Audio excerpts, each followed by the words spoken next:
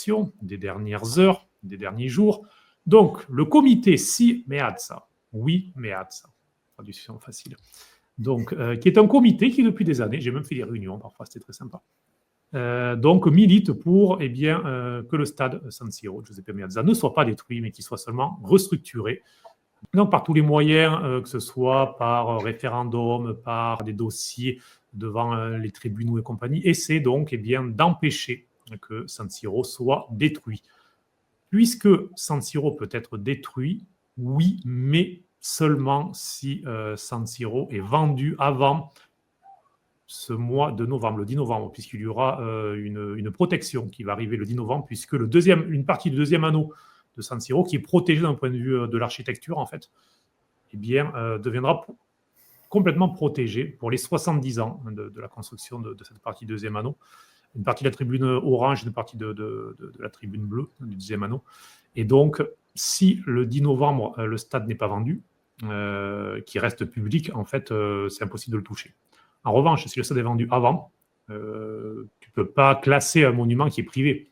Donc, ensuite, l'Inter et l'AC Milan, ils n'ont plus de pression par rapport à ça. Donc, une nouvelle fois, cette association a perdu devant les tribunaux, a annoncé qu'il y aurait encore 3 ou 4 cours. Enfin bon, ça va pas se terminer, mais ils continuent à insister. Mais donc voilà, c'est une victoire importante. Les clubs sont d'accord avec la mairie pour le prix qui était fixé par le fisc italien, 197 millions d'euros hors taxe. Là, ils essaient de signer avant fin juillet, sauf que je rajoute une pièce dans les problèmes. C'est qu'actuellement, à Milan, il y a un gros scandale immobilier, en fait.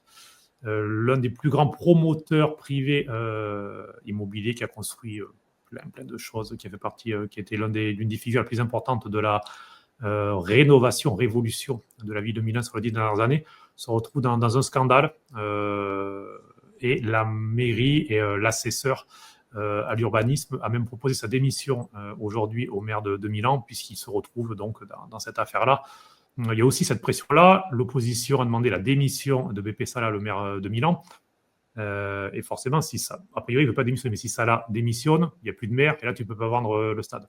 Après, il y aura une période de transition. Donc, il y a beaucoup de petits cailloux dans la chaussure pour un dossier qui, depuis 6 ans, est déjà compliqué. Et là, on voit que le temps devient très, très serré. Et puis, il y a cette histoire de l'Euro 2032 et la ville de Milan qui a besoin d'un stade, parce que la ville de Milan ne peut pas se permettre de ne pas être sur la carte d'un euro qui sera à moitié organisé en Italie, alors que Milan se définit et est la capitale économique de l'Italie et la ville, avec Rome en tout cas la plus importante,